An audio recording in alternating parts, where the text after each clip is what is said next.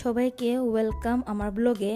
আজ আমি বানাবো খুব মজাদার আর একদম ঘরোয়া পদ্ধতিতে কচুরলতি দিয়ে চিংড়ি মাছ। চলো এখন শুরু করি।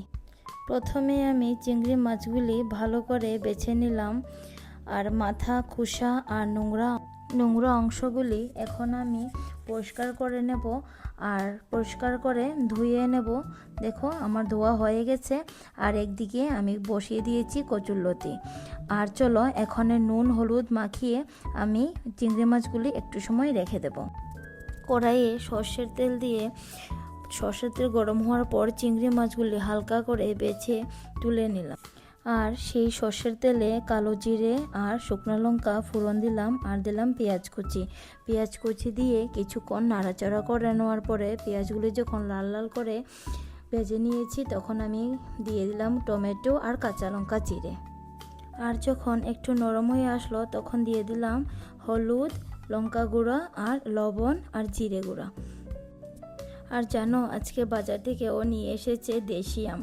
বললো কি খুব টেস্টি হবে নাকি, কিন্তু খুব নোংরা আছে, তাই আমি ভালোভাবে পরিষ্কার করে ধুয়ে নিলাম। আর জানো এইগুলোর মধ্যে খুব বালু আছে, তাই আমি ভালোভাবে পরিষ্কার করে নিলাম। যাই হোক চলো আমার মশলা কষিয়েও নিলাম ভালোভাবে, আর কষানো হয়ে গেছে। এখন আমি লতিগুলি দিয়ে দেব। লতি দেওয়ার পরে 5-10 মিনিট আবার ভালোভাবে কষিয়ে নাড়াচাড়া করে নেব। তারপর আমি একটু ঢেকে দিলাম যাতে নরম হয়ে যায় কচুরলতিগুলি, আর মশলার সাথে খুব ভালোভাবে যেন মিশে যায়।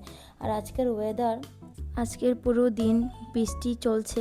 আর যাই হোক বেজে রাখা চিংড়ি মাছগুলি দিয়ে দিলাম আর একটু জল দিয়ে দিলাম। জল দেওয়ার পর যখন হয়ে গেছে তারপর আমি উপর থেকে ধনেপাতা কুচি দিয়ে, যাই হোক বেশ তৈরি হয়ে গেল গরম গরম কচুরলতি দিয়ে চিংড়ি মাছ। ভাতের সাথে খেতে দারুণ লাগে।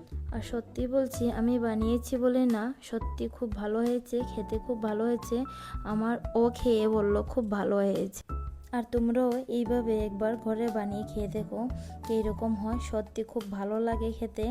যাই হোক আজকের জন্য এইটুকু, বাই।